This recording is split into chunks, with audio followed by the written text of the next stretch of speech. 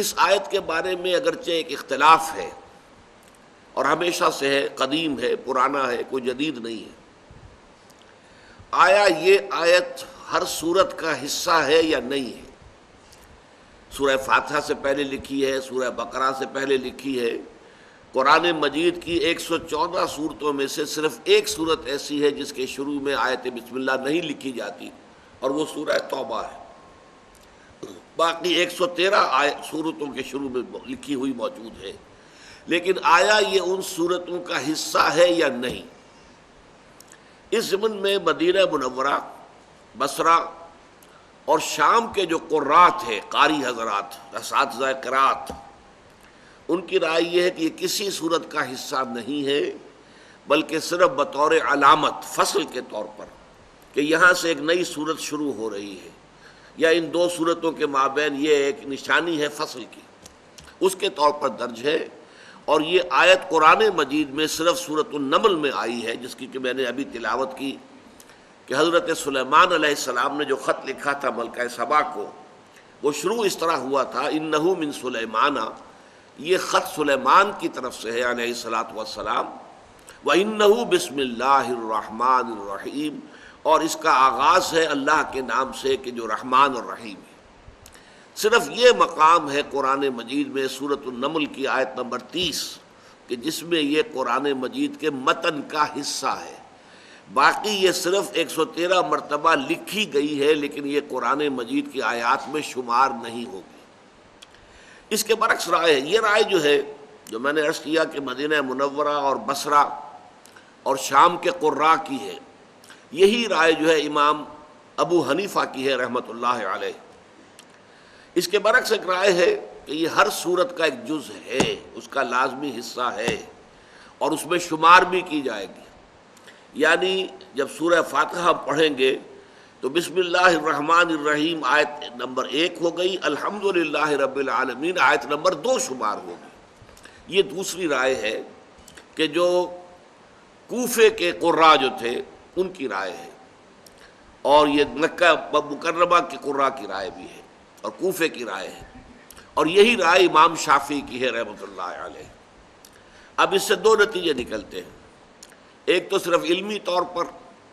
کہ قرآن مجید کی آیات کی تعداد کے ضمن میں بہت بڑا فرق واقع ہو جائے گا۔ 113 کا فرق تو یہی ہو گیا، آیا 113 مرتبہ آیت بسم اللہ شمار کی جائے گی یا نہیں کی جائے گی؟ کریں گے تو 113 تعداد بڑھ جائے گی، نہیں کریں گے تو گھٹ جائے گی۔ اور دوسرا فرق جو ہے عملی پیدا ہوتا ہے وہ نماز کے اندر، کہ جب امام شروع کرتا ہے جہری قرات، تو جو امام ابو حنیفہ کے پیروکار ہیں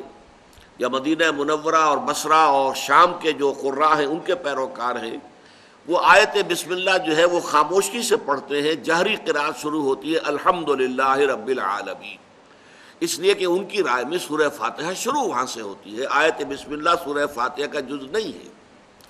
لیکن ہمارے ہاں جو شافعی حضرات ہیں، اور شوافع ہمارے ہاں اتنے زیادہ نہیں ہے، لیکن ان کے یوں سمجھیے کہ انہی کے مسلک پر اس اعتبار سے اس معاملے میں اہل حدیث حضرات ہیں،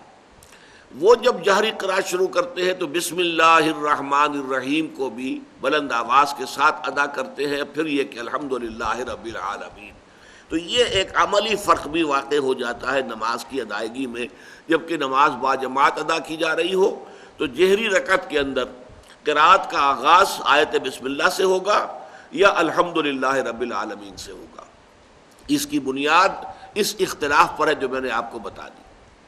یہ آیت جو ہے اپنے مفہوم کے اعتبار سے بڑی قدیم ہے، اس لیے میں نے آپ کو سورہ ہود کی آیت سنائی ہے کہ جب حضرت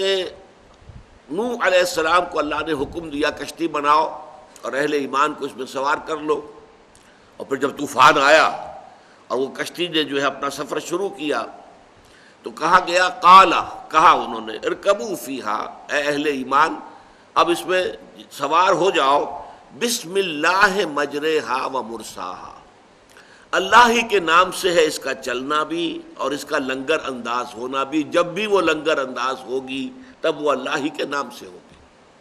اور اسی طرح جیسا کہ میں نے آپ کو بتا دیا سورہ نمل میں حضرت سلیمان نے خط لکھا تو انہو من سلیمان انہو بسم اللہ الرحمن الرحیم، پوری آیت جو کہ تو اس خط کے اندر موجود تھی۔ تو اس سے اندازہ ہوتا ہے کہ یہ مضمون بہت قدیم ہے، اور یہ بات کہ جو کام بھی انسان شروع کرے وہ اللہ کے پاک نام سے شروع کرے۔ اللہ کے پاک ناموں میں یہاں پر 3 جمع کیے گئے ہیں، اللہ، رحمان، رحیم۔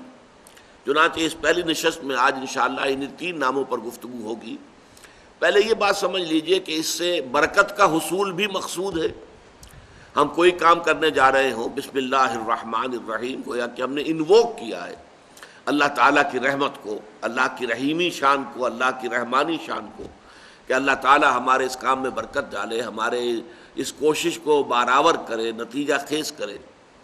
پھر اس میں یہ کہ جس شخص کو یہ عادت ہو جاتی ہے اس کے لیے ایک طرح سے یہ ایک انتباہ بھی بن جاتا ہے کہ کوئی کام شروع کرنے سے پہلے کوئی بھی کام تھا اور اس وقت اس کو شعور نہیں تھا کہ یہ کام جو میں کرنے چلا ہوں جائز بھی ہے کہ نہیں ہے، صحیح بھی ہے کہ نہیں ہے، لیکن جب کہے گا بسم اللہ الرحمن الرحیم تو اچانک چونک جائے گا کہ میں جو یہ کام کرنے چلا ہوں یہ تو اس اللہ کے حکم کے منافی ہے، یہ تو در حقیقت حرام ہے، ناجائز ہے، لہذا اس پر تو بسم اللہ الرحمن الرحیم گویا کہ بالکل اس کی متضاد کی حیثیت رکھتی ہے۔ تو یہ ایک جو ہے ایک سیلف وارننگ کا کام بھی اس آیت مبارکہ دیتی ہے کہ آدمی جب اس کو پڑھے تو یہ ایک شعور اس کے اندر پیدا ہو جائے، وہ ذرا سوچ لے، نگاہ باز گشت ڈال لے ذرا کہ جو ارادہ میں نے کیا ہے، جو کام کرنے کا میں نے فیصلہ کیا ہے، جس کا میں آغاز کرنے چلا ہوں، وہ صحیح بھی ہے یا نہیں،